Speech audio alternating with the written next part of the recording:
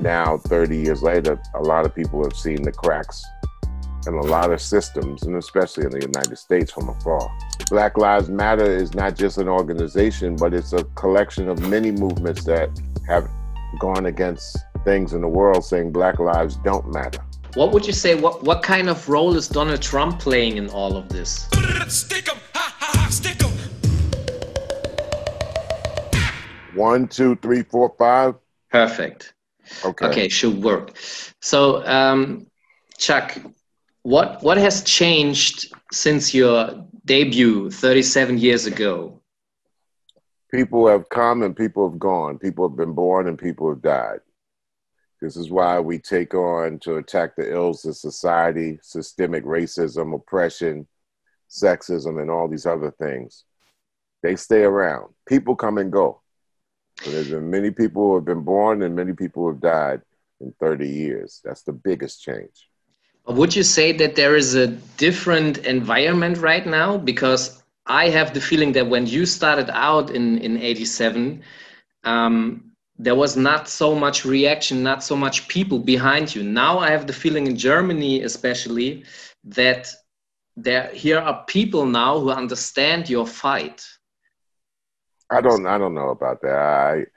I would say there was changes from 1987 when I first came to Germany and 1991.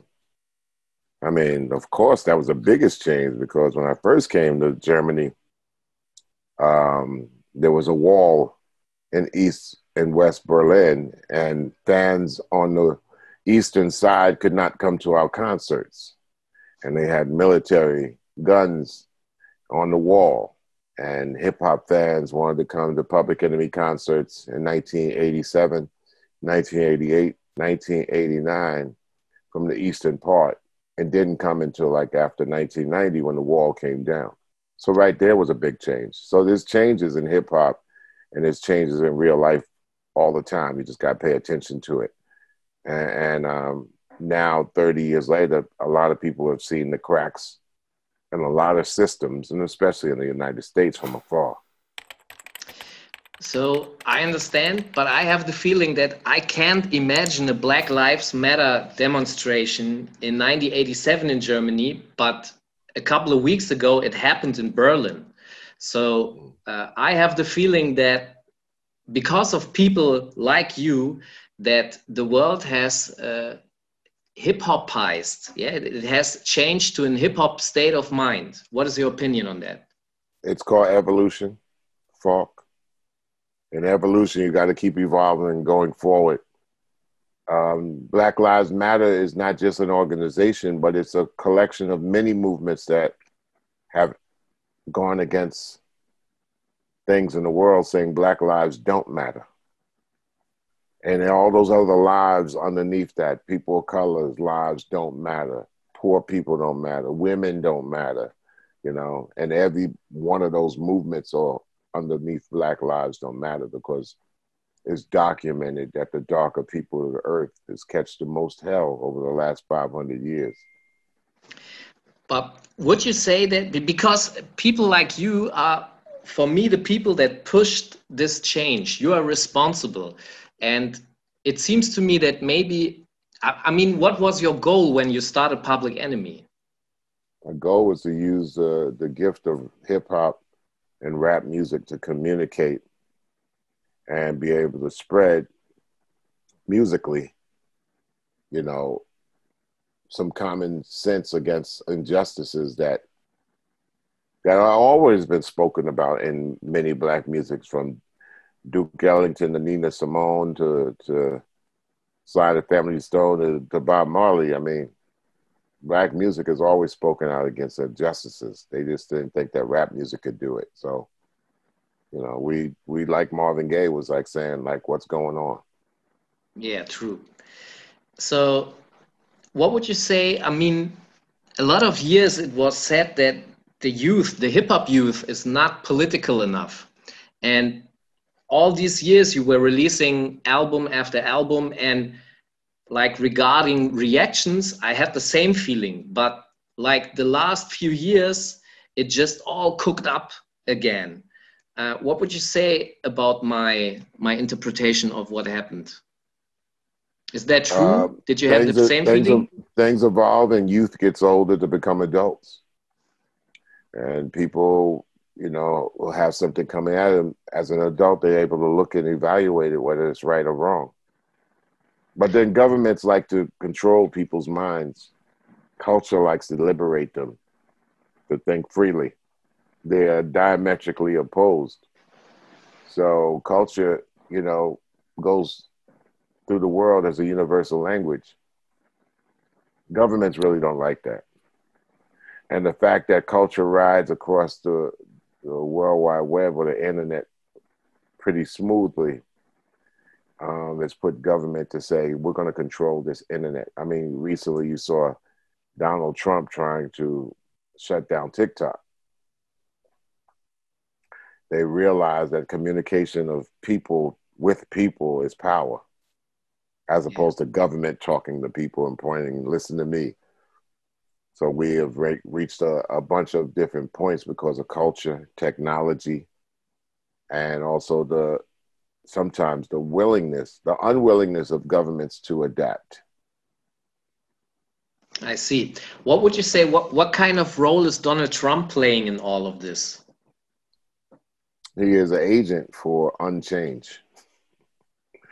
He is a deterrent in the new world order to restore order and control people. And he's just a symbol because there's people behind him and there's people that believe him that that's the right way. That lives don't matter, Black lives don't matter, you know. But, I mean, there were a lot of presidents before him. Of course. And I would say some of them were not better than him, but because I think they could hide it better. Would you say that he not being able to hide his racism and the people he's standing for is also a reason that a lot of people can see that now?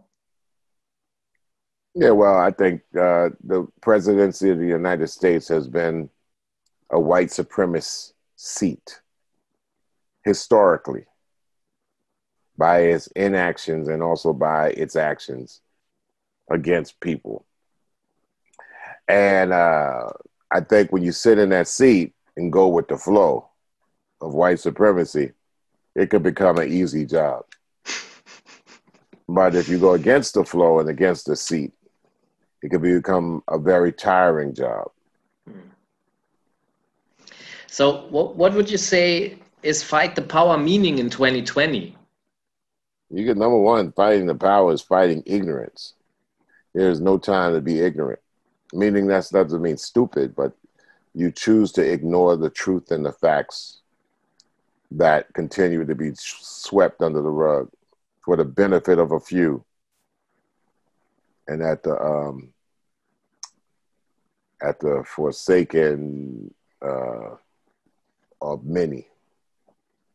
You know, the expense of many suffering the prices for what a few gain. So maybe this is a little bit shaky, the question, but you once said... Is making you more nervous or what? You shut me off if you don't like it. That's okay for me, in a way. But once you had beef with Def Jam, like when you separated, it was not that friendly. Right. So how come that you both come together again? Is that a sign? No, it's what Flavor Flav wanted. It was a settlement between me and Flavor Flav. I love the independent way. He wanted to be big corporate. And we said, okay, we can compromise on this visit to Def Jam. Why not? Okay. He wanted to do it a major label. Me, I'm like, ah. So we say, all right, Def Jam. It's like, why not? Okay, Flav. You know, Flav is half a Public Enemy, so. Yes. You're not talking to him, are you? Yeah, that's true. I know you have to do all the work, but so what about Def Jam? What do you think is their reason to do it? Is it a sign from them? Well, when you go to Sony or Columbia, and Bob Dylan is considered more important than he is popular, Def Jam probably realized it's important to have some importance instead of popularity or numbers. Okay, I see. I understand. So you were talking with all those guys too? Is that what you're saying? Not really. Not really? They came up and it was something I agreed to, and I thought that it was the right place. Okay, I see. So I have the feeling that for a long time you were not as important for the mainstream as you are right now. So I don't pay that no mind. I'm only paying any mind to what I deliver and what I do. You could feel great, you could feel bad or indifferent or whatever. My job is to deliver art the way I see it.